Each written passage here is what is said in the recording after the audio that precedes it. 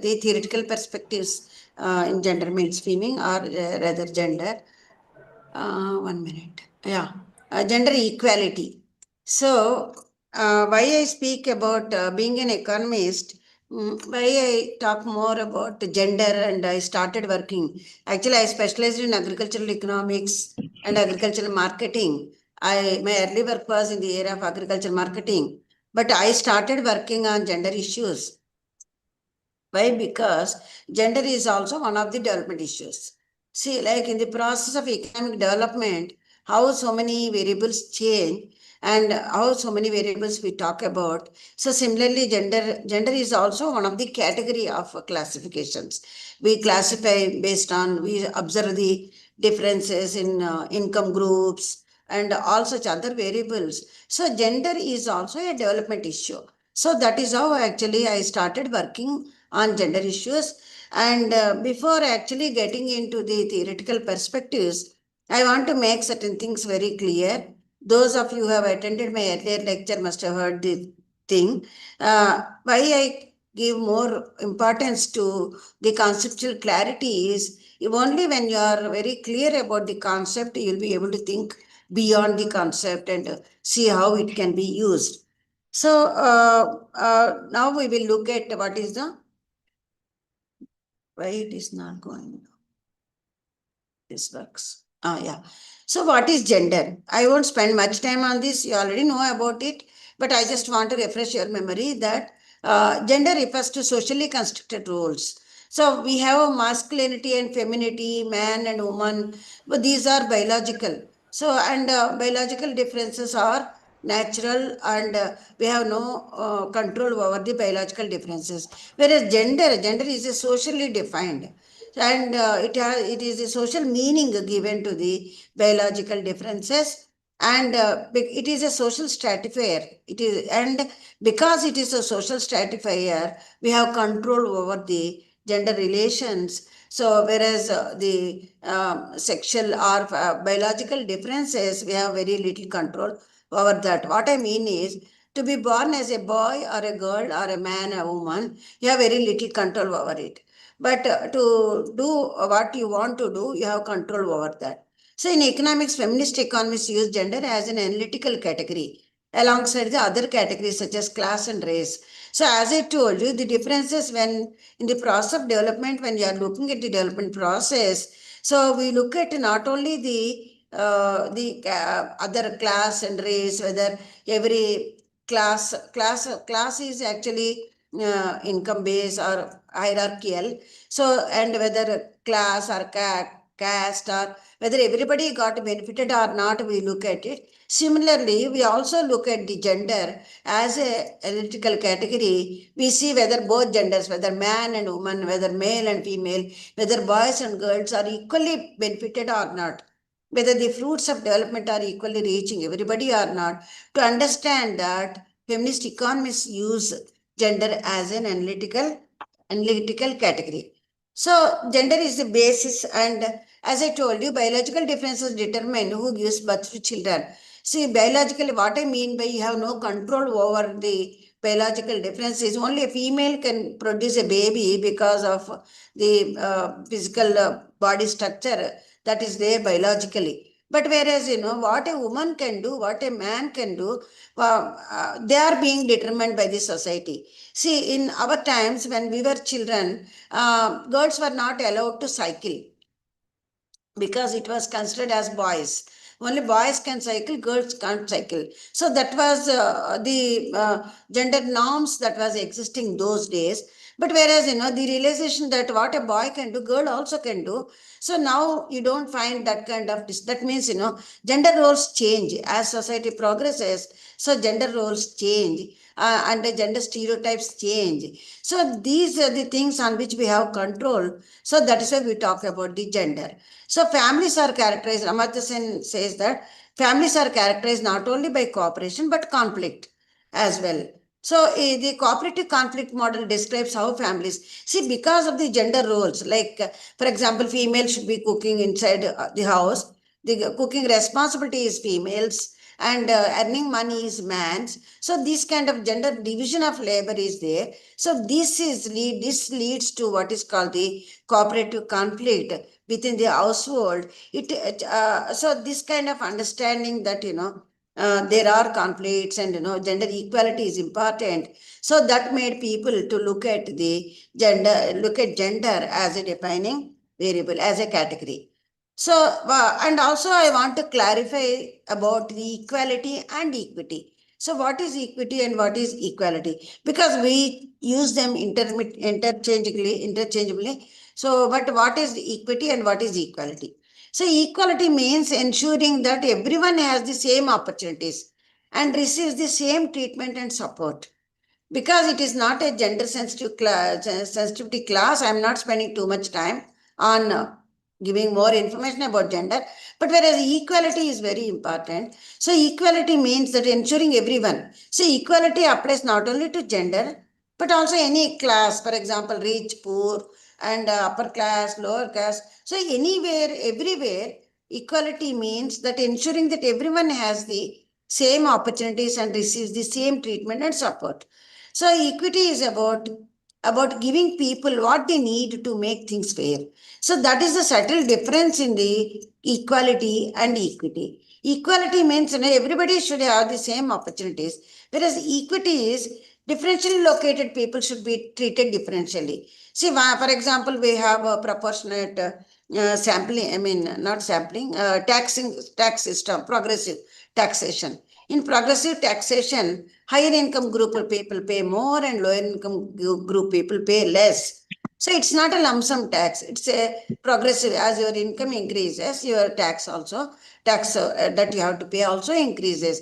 So that is not discrimination. We are not discriminating the low income or high income. It is what is called the vertical equity. So in equity, we talk about two types of equities. One is horizontal equity.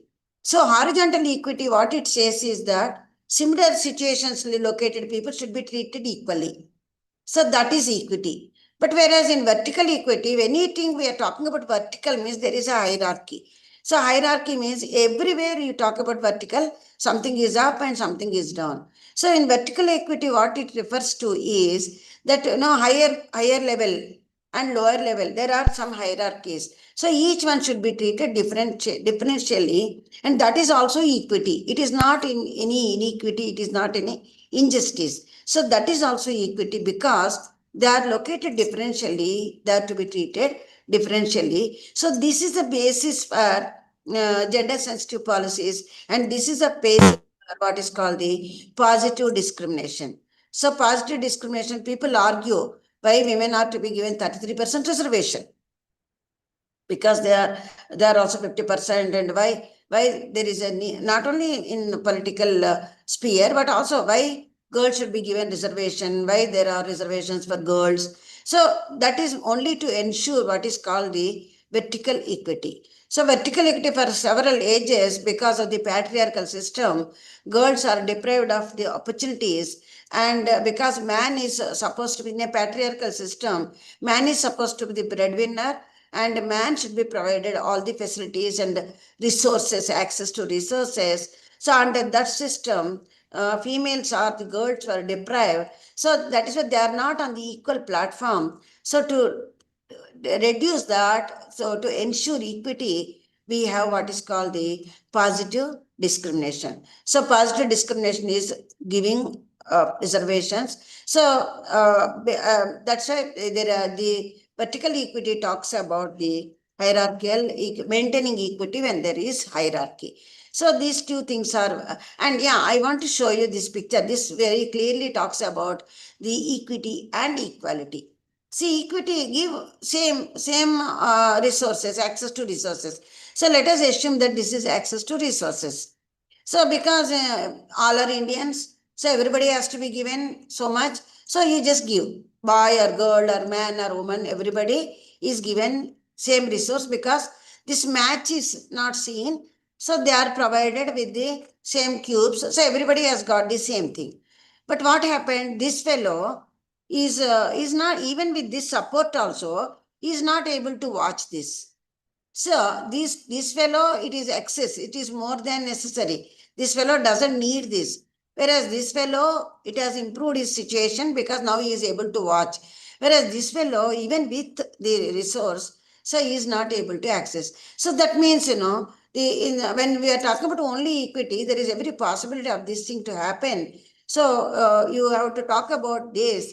So here, you differentially, this is the vertical equity. So where, differentially situated, this fellow is short, so he is given access to resources, and this fellow is capable, so he is not given resources. By distributing resources like this, you'll be able to ensure justice and you'll be able to ensure the equality. So everybody gets opportunity for watching the match by way of efficient, resources distribution. So this is what is the example of equity, ensuring equity. I think here it is mentioned about. Equality is treating everybody equally, exactly the same opportunity, whereas equity is giving students what they need. Understanding that there are differences between them, it is based on an output model that says it is fair when everybody has the same achievement. Here the achievement is everybody is able to watch. How it happened is because of the differential treatment. The short fellow is given 2 cubes, whereas the tall fellow is not given anything. But that is not any injustice because he doesn't need, whereas the other fellow needs. So this is what is called the ensuring equity. So gender equality is when people of all genders have equal. So I think by now you understand that when we are talking about gender means we are talking about both man and woman. We are talking about both boys and girls. So gender equality is when people of all genders have, and also transgenders, we have to include the transgenders also.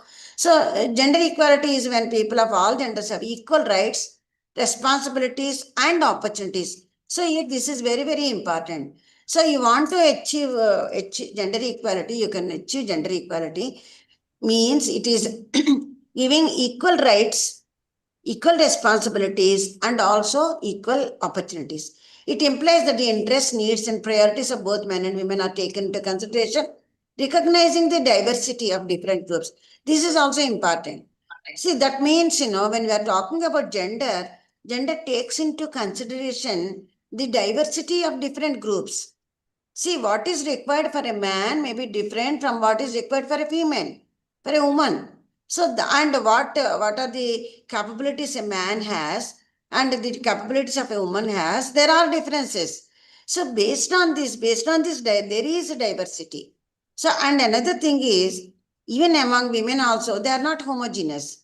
Even among men also, they are not homogeneous. Even among men also, you will find class differences and several other differences. So here the issue is to gender ensure equality. Ensuring equality, gender equality means that everybody has got the equal opportunity. So gender equity, what is gender equity? Equity is the process of being fair. Equity is the process of being fair to men and women. So I showed earlier slide, ensuring equity. See, both man and woman, everybody got an opportunity to do what they want. They all want to watch the match, but only 2 fellows got the opportunity. 1 fellow did not get the opportunity. So that is not fair. So to ensure fairness, measures must often be put in place to compensate historical and social disadvantages that prevent women and men from operating on a level playing field. So that is also important. See, generally people say that man should not cry. Why a man should not cry? He also has feelings. So nothing wrong if a man cries. But when a man cries, it is an offense. People say, oh, udigi tara. I mean, like, why are you crying like a girl? As if crying is only for females. Only feelings are there, only females. So that means, that kind of gender, social, characterization leads to what is called the inequality. So it is important that both the genders have equal opportunity to to attain what they want to attain. So, and it is okay, or it is fair to discriminate one section who are disadvantaged compared to those who are. So that means, equity is a means, whereas the equality is the result. When you ensure equity, it could be horizontal equity or it could be vertical equity. When you ensure the equity, we'll be able to reach the equality. So different forms of equality: social equality, civil equality, political equality, economic equality, and legal equality. So now let us see paradigm shift in development thinking. There is a paradigm shift in why we are talking about gender nowadays is gender and also sustainable development.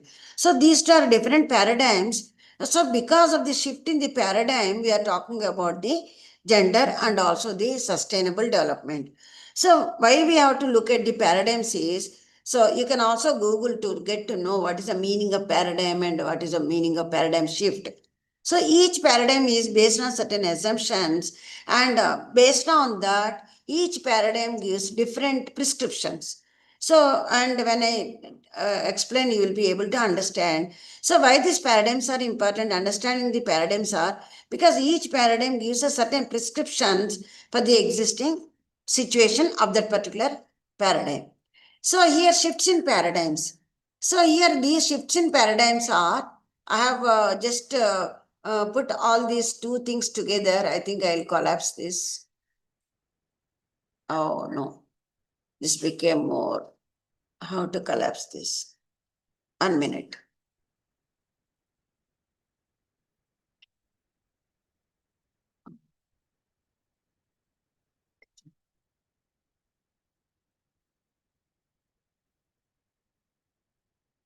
One second. I'll have to collapse this thing.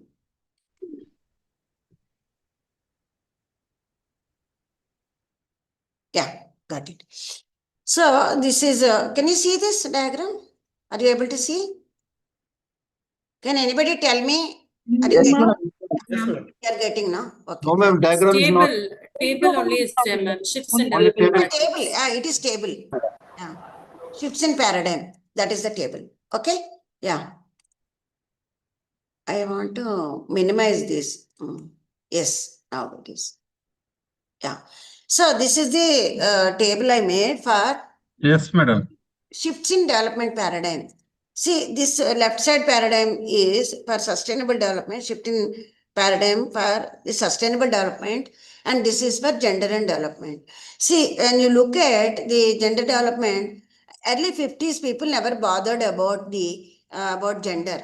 People never thought that we have to look at the gender issues and we have to look at whether both men and women are equally benefited or not. So because 50s paradigm was based on the assumption that economic trickles down. The benefits of economic was that economic trickles down to the families, and that the impact of the development was directly benefiting the whole family through men as head. This is important. See, earlier paradigm, 1950s paradigm, what it is based on the assumption you just take care of development, so it trickles down and everybody gets benefited. All the families will be get benefited, but the families get benefited through men as head of the household. So that was the patriarchal paradigm. So early 50s, that was the thing. But later on 1970s, there was a realization that women were neglected. So the researchers and it was found that women were neglected and women were being regarded as only passive recipients of development instead of being actual participants. Women are not actually participating in the development process. They are just some welfare programs, in government of India started several welfare programs. So that was the paradigm, because the assumption was that only man is the head of the household and benefits will follow to man, to the household. But whereas by 70s, it is realized that it is not happening like that. So the realization led to what is called the women in development paradigm. So in this women in development paradigm, women were prominent contributors. The realization that women are contributing, because women's work is invisible, so there is no value for that. But in women in development paradigm, there was a recognition. So women are not just only passive recipients of the development, they should actually participating. So that led to what is called the women in development paradigm. But even in women in development paradigm, so later, of course, women and development paradigm also, I didn't put it here. So, but later by 80s, what happened is, even in women in development paradigm or women in and development paradigm, both are not questioning the gender differences. See, they are not questioning what happens to man or what happens to woman in the process of development. So they have not taken into consideration the gender differences. Gender differences is socially defined roles. So that is why actually 80s, the concept came about, what is called the paradigm is gender and development. So in this new paradigm, there was a focus on, there is a focus on interconnection of gender. Interconnection of gender, class, race, and the social construction of their defining characteristics. And gender relations are an analytical category. So from 80s onwards, policymakers and researchers all looked at the interconnectedness. See, because as a man and a woman, and as human beings, there are socially defined rules. So, because of that development process, they may not be equally distributed. So, that may lead to differences. So, what the 80s paradigm prescribes is that it is important to look at the to look at the gender, class, and also race. So it looks at the impact of the development on both men and men. It's not just only female, like good and bad. So GAD looks at what happens to the women, impact of the development on both men and women, and supporting the equal participation of both men and women in the development, and emphasizing equality of benefit and control in everyday events. So GAD paradigm, it prescribed, a GAD paradigm led to the prescription of what is called the empowerment of women. So empowerment of women means it's not just only giving some welfare programs. So women should be made to empower, they should be empowered. Empowered means they should be able to take their own decisions, and they should be capable, made to be capable of taking their own decisions, be able to do what they want to do. So that is the improving their capabilities. So after this GAD paradigm has given the prescriptions that government should be focusing on empowering women, because there is no point in giving any welfare programs unless until women's confidence is developed. Even if you spend lots of money on having welfare programs, there won't be any takers, because if they are not confident. So improving the confidence and improving the empowerment is the prescription which came about in 1980s as a GAD paradigm. So similarly, if you look at the left side, so here also early development, 20s and 40s and all, there was no focus on sustainable development. So people thought that just focus on production and automatically everything will be taken care. So that led to what is called the 80s and 90s. They again, the slides are going to be shared to all of you. So maybe if you are interested, you can go through them in leisure. Because of time constraint, I am not reading everything. So this is how actually sustainable development paradigm also has developed over a period. So sustainable development, all of you know that it is sustainable development is development that ensures human well-being, ecological integrity, and gender equality and social justice. This is 2016. It was, this definition, there are several people have defined, but I felt there is a lot of meaning in this 2016, this one. So in the one research paper, it has been mentioned here. So I have given the reference there. So that means, in sustainable development, it involves integrating three pillars of sustainability. So you need environmental sustainability, you need economic sustainability, and also the social sustainability. So now our task is why we should have gender equality for attaining the sustainable development. We will see theoretically, then we will see in the afternoon empirically. So this picture you would have seen several times, and even during your course also you will see several times this picture. So I don't talk about this picture. You know, 5 is gender equality is the other goal. So in 5 we have so many targets. These targets are important. So target 1 is end all forms of discrimination against women and girls everywhere.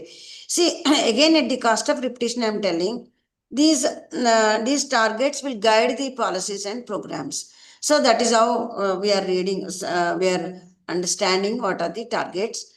So eliminate all forms of violence against all women and girls in public and private space. So similarly, eliminate all harmful practices. So there are several harmful practices being practiced in Africa and such places. So that is eliminate all forms of harmful practices and recognize and value unpaid and care and domestic work. This is very important. So because women's work is invisible, there is no recognition, there is no value for the unpaid work. So gender equality in the sustainable development goals, this is also is given in importance that recognize and value unpaid care. Why it is important is for the countries to plan. It is important to understand how much services is coming from the household which is not paid, and ensure women's full effective participation and equal opportunities for leadership at all levels of decision making in political, economic, and public. So this leads to this gender mainstreaming is the tool through which this can be achieved, and ensure universal access to sexual and reproductive health and reproductive rights as agreed in accordance with the program of action of International Conference on Population and Development. See, ensure equal universal access to sexual and reproductive health. See, many a time there are so many unwanted pregnancies, and the awareness levels, the rural population, among the rural population, and menstrual hygiene, and there are several issues, and that lack of access. So these are also given importance in the goals of sustainable development, and ensuring. I think National Family Health Survey, you must be knowing about it. That gives a wealth of data on the on gender differences, especially in health sector also. You can refer to National Family Health Survey latest data, latest report. So next one is resource mobilization. How resources are to be mobilized? These are also targets.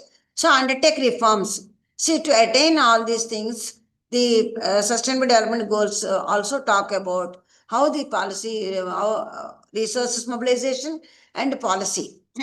So undertake reforms to give women equal rights. So it says that you should give equal rights, take reforms in the countries to give women equal rights to economic resources as well as access to ownership and control over land and other forms of property, financial services, inheritance and natural resources in accordance with the national law. And next one is enhance the use of enabling technology, particularly information and communication technology. Even now, recently I was reading a study, and even now many there are, of course, illiterates are also there among women, and technology usage is also very, very low. People are not aware that that kind of training programs are available. So next one is adopt and strengthen sound policies and enforceable legislation for the promotion of gender equality and the empowerment of women. So this is also another target given to countries. See, sustainable development goals, they guide the policies in different countries. So sustainable development goals and targets, they guide the countries to adopt certain policies. So in order to attain those goals. So here the prescription is strengthen sound policies and enforceable legislation for the promotion of gender equality, empowerment. So accordingly, Indian government also brought in empowerment policy, but it is never implemented. I will come to that later. So now we will see gender equality and sustainable development. What is the relationship between gender equality and sustainable development? See, you see the root causes of gender inequality.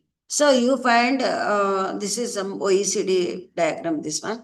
So here what it says is the root causes of this gender inequality.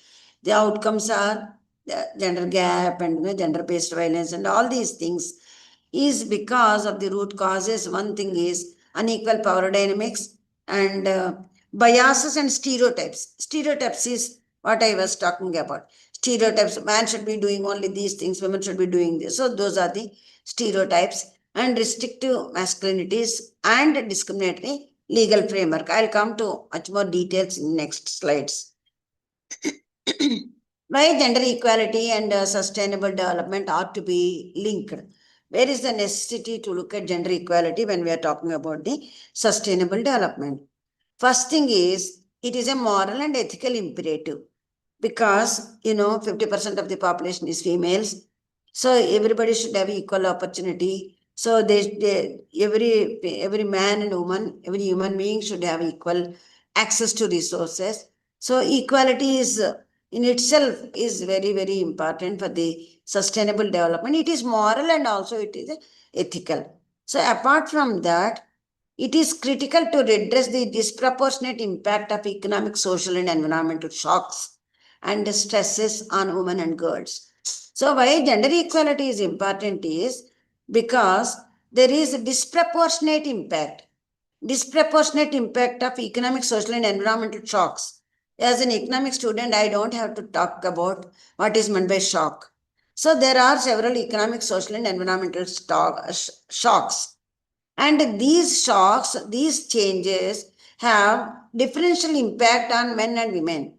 So, and women and girls are disproportionately paying the price for this kind of shocks. So that is why, that is one of the reasons we should have gender equality. It is to redress the disproportionate impact. See, now gender economics has grown to that two different vast subject.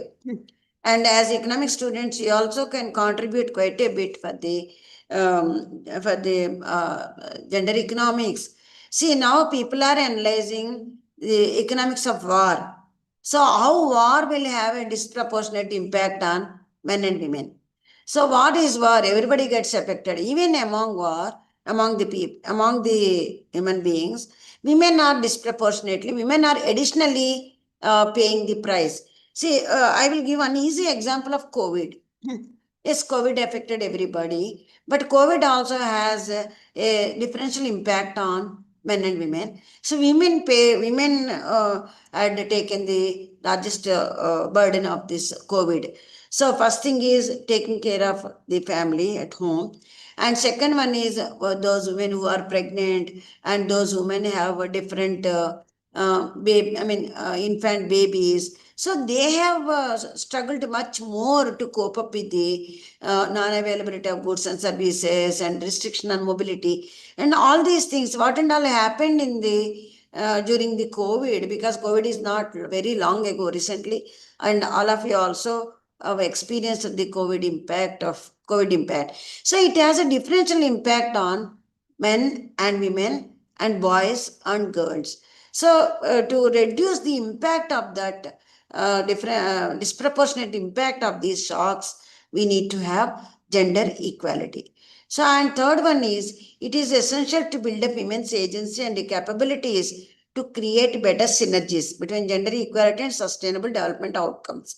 So, women's agency and their capabilities. So, they should be able to express, or they should be able to participate in the development process. So, and that is very important for the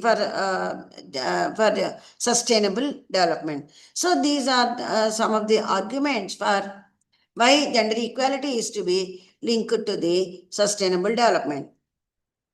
So that the overall, I will also give you specific arguments. So one thing is human development and capabilities approach. All of you know that Amartya Sen's capability approach and human development paradigm. Now we are in this human development paradigm. The development is about expanding people's freedoms to live and lives they value. So gender equality restricts half the population, gender inequality rather. Gender inequality restricts half the population access to education. If there is inequality, what I mean is, when there is inequality, when unequal opportunities to health and education and all these things, so it will restrict 50% of the population to exercise their agency and to improve their capabilities. So similarly, equal access empowers women to make choices and enhance their agency and contributes to inclusive human development. So without gender equality, progress in education, health and poverty. See here, why I am talking about is gender equality is essential for the attainment of all the goals, not just gender goal alone, not attaining gender equality. How gender equality influences the all other sustainable development goals also. It has an impact on all the sustainable development goals. So that is why we need to have gender equality, and gender equality is essential for the sustainable development. So that is what I am trying to put to you. So equal access, by providing equal access and empowering women, we will be able to lead inclusive human development. So without gender equality, it is impossible to progress, because sustainable development for education, health, so they all aim at attaining a certain level. So that is possible only when there is gender equality, poverty reduction, and all these things. So similarly, the other argument is rights based, as I told you. From a human rights perspective also, SDGs are grounded in the Universal Declaration of Human Rights. You know about it. And also SIDA, India is a signatory for SIDA. So achieving the sustainable development goals requires that development be equitable and non-discriminatory. So gender equality is not just instrumental to development, it is intrinsically valuable as a matter of justice and fairness. So first itself I told you, it is unfair if you leave 50% of the population not having equal access or paying higher price. So it is important to attain gender equality. And if gender inequality persists, development outcomes will be ethically and legally incomplete. See, the country may achieve higher GDP and higher per capita income, but still, if there are gender inequalities, it is not ethical, it is not legal. So you can't say that it is ethical development. So on the basis of ethical reason also, we need to have gender equality for sustainable development. And third one is economic growth. So economic growth and productivity model. No, as economic students, you know what is meant by productivity, and so for efficient allocation of resources is important for attaining economic growth. So modern growth theories such as endogenous growth models show that human capital is a key drive of productivity. So human capital is given very much importance, not just only technology and also money. Human capital, human resources is given much importance in the endogenous growth models. So when women have equal access to education, employment and all, and so it is the economy benefits from a larger, more diverse and innovative workforce. So each human being comes with their own capabilities. So when you have diverse people in the decision making or in the workforce, so you will productivity will be better. Productivity will be high. So gender equality can increase GDP growth rate, enhances competitiveness, and reduce income inequality. So this supports Sustainable Development Goal 8, decent work, economic growth, and also Sustainable Development Goal 10, reduce inequality. So this is possible. These goals will be, it is possible to achieve these goals when you have gender equality. And conversely, gender gaps, if there are gender gaps, participation will be less and it will lead to economic inefficiency. So as I told you, for efficient, for increasing the production, you need to attain economic efficiency through efficient allocation of resources. When you are leaving 50% of the talent, when you are leaving 50% of the resource, so the existing resources misallocation takes place and it may not be, economic efficiency may not be able to achieve. So by giving equal opportunity for girls, for women, also in the labor force, labor force, labor market.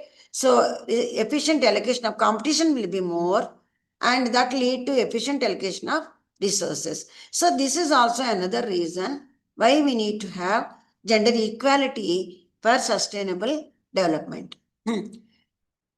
And you also have social multiplier effects. So this is also another reason why we need to have gender equality. So that is multiplier effect. Sociological and development research shows that gender equality generate positive spillovers. You know, there are several research studies. So there are positive spillovers due to the across the multiple sustainable development goals. So particularly health, education, environment, and governance. So educated women are more likely to access health care, reduce child mortality, and improve family nutrition. So two sustainable development goals will be promoted by having the gender equality. Similarly, education, it contributes to poverty reduction and health outcomes, and also environment, it contributes to Sister 13, 14, 15, and governance. So, gender inclusive decision making strengthens institutions and reduce the corruption. Sustainable development 16 is about the institutions. So, to strengthen the institutions, see, somebody told long ago, I heard, institutions are permanent, individuals are not. So, today somebody may be there in the institution, and for example, our Mysore University, 100 years old institution, has been there, but those people who were there at that time, they are not there, and we are also not going to be there. But what I mean is, institutions are permanent, individuals are not. So that means the governance of the institutions, it is important. So by including gender, when you make the gender inclusive decision making processes, so it will strengthen the institutions, and it also reduces the corruption. So these are the reasons why we need to have gender equality for sustainable development. So social multiplier effect and interconnectedness, to some extent I have already explained. Interconnectedness in the sustainable development goal framework, SDGs are designed as an integrated system. See, if you observe all the sustainable development goals, they are all interconnected, they are not standalone. So one leads to another thing. So they depend on each other. For the attainment of one goal, you certainly need to have an attainment in the other goal. So that kind of a system thing, if you look at the last goal, it talks about the partnerships. So how you can attain all these, how you can reach all these goals is sustainable development goals also prescribe how to attain this. How to attain this is through partnerships. So partnerships among the countries, partnerships within the country. So by partnering, it is possible to improve the outcome. The outcome will be better. So sustainable development goals, they are integrated system. So gender equality accelerates progress across the sustainable development, making it a force multiplier, as I told you. Closing gender gap in agriculture can increase food security. These are some examples. See, women's leadership in climate action improves resilience strategies. Similarly, equal access to water and sanitation benefits health and education outcomes. So these are some of the examples of interconnectedness. See, this picture also you must have seen. When anybody talking about sustainable development, they talk about all these three. So here we have economic development, social progress, and environmental sustainability. See, if you have only these two, if you have only economic, if you concentrate only on economic development, economic development and only environment, you don't know whether that is a sustainable or not. If you talk about only social progress and environment, you may have a livable world, but still you don't know whether it is sustainable or not. So similarly, if you have economic development and social progress, so you will have a fair world, but you don't know whether it is also environmentally sustainable. So for attaining sustainable development, you need to have all the three dimensions. So the three pillars are, these are the things. Increasing number of studies indicate that gender inequalities are extracting high economic costs, leading to social inequalities. See, there are research studies which have looked at what is the cost of gender inequalities. So that is, they want to integrate the environmental, social, and economic development. So first pillar, we are talking about three pillars. So first pillar is the first pillar, the economics of gender. So women are essential to poverty reduction because of their role in ensuring the welfare of the household.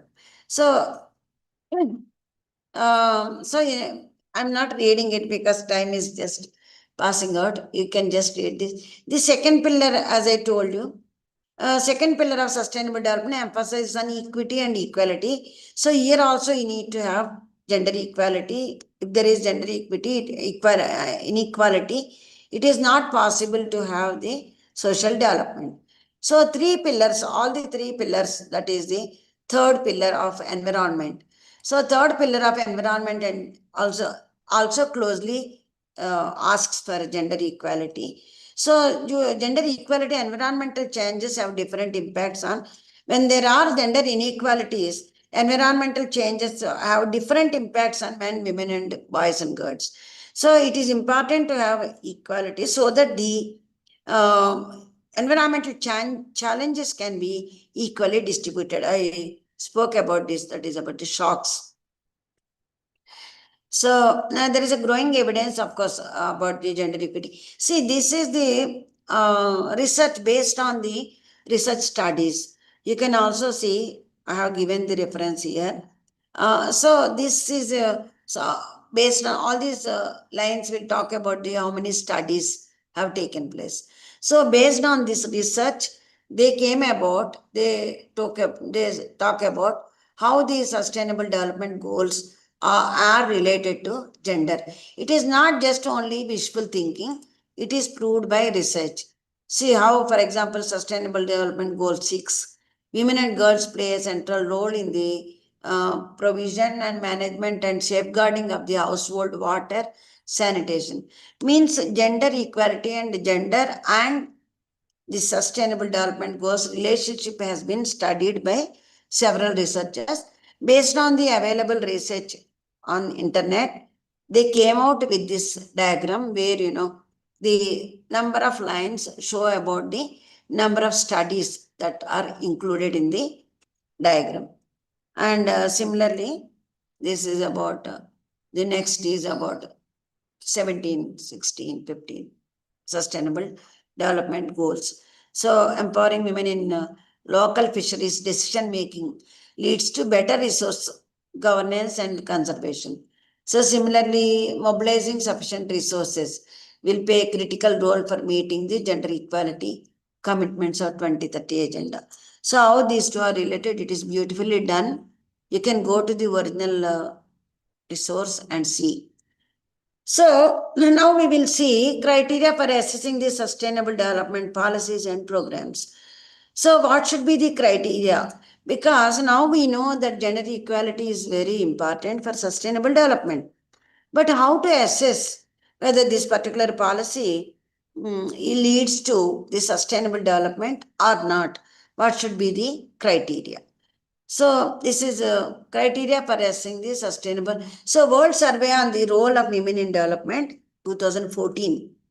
So the survey identifies three criteria for assessing whether the policies, programs, and actions implemented in the name of the sustainability are likely to achieve gender equality and women's rights. It means whether this development, this policy leads to gender equality or not. So they came out with some three criteria. They are very, very useful criteria. Somebody can do research on this, whether something is achieved in this direction in India or not. So the first criterion is with respect to women's capabilities and their enjoyment of human rights, particularly the capabilities and rights of the poorest and most marginalized groups. So any policy, we'll have to look at the policy, whether this particular policy is going to improve the capabilities and enjoyment of human rights, and particularly poorest and the most marginalized groups. So if a policy can contribute to these things, we can say that it is a policy for sustainable development.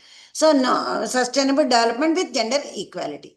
So, no development pathways can be considered sustainable if it reduces women's capabilities and denies their human rights.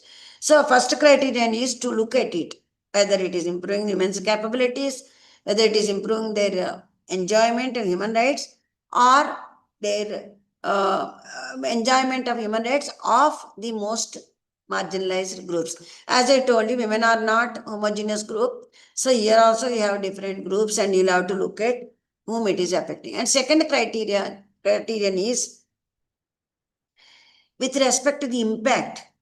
So any policy, if you want to see whether this particular policy is going to lead to reduce gender inequality, or any policy which is going to lead to gender equality, the second criterion is whether what is the impact of this policy on the unpaid care work. Unpaid care work, especially in poor and marginalized communities. See, if any policy, if it increases the unpaid care work, so it is not going to lead to gender equality and sustainable development. So it should not increase the unpaid care work. If policies and programs that are intended to enhance the environmental sustainability inadvertently increase. See, for example, some policies, there will be policy conflict. And if the policies inadvertent, they are not intended, but it may increase the unpaid care work for women. See, when men are provided opportunities in cities, so it is mainly for increasing the income levels, but that has an unintended effect because now more women will be working in the fields than men. So, and working in their own field is an unpaid task, and that particular policy will lead to what is called the greater inequalities. So, any policy you want to check whether it it will lead to any unintended impact on on different genders. So, third criterion is related to the full, equal, and meaningful participation of women in sustainable development. So, whether this particular policy is giving an opportunity for women and men to play equal, to participate in the decision making, to participate as actors, leaders, decision makers, and they're shaping the. So, whether this particular policy is giving an opportunity for the development of policies with the inclusion of both men and women. So, those policies will lead to what is called the gender equality and sustainable development. So, it is possible. Is it possible to achieve this? So, how is it possible? It is possible to achieve this. How can we do this? How can we evolve policies with this criteria in mind? So, it is possible to achieve this by involving those, those lives and well-being are taken care through community groups, women's organizations. It is possible to make it participatory, to involve everybody in the policy making. It's not that everybody, but greater opportunity, and appropriate forms of investment in public services. So, appropriate form of investment in public services means government expenditure is nothing but investment. So, investment should be in such a way that it will reduce the gender inequality.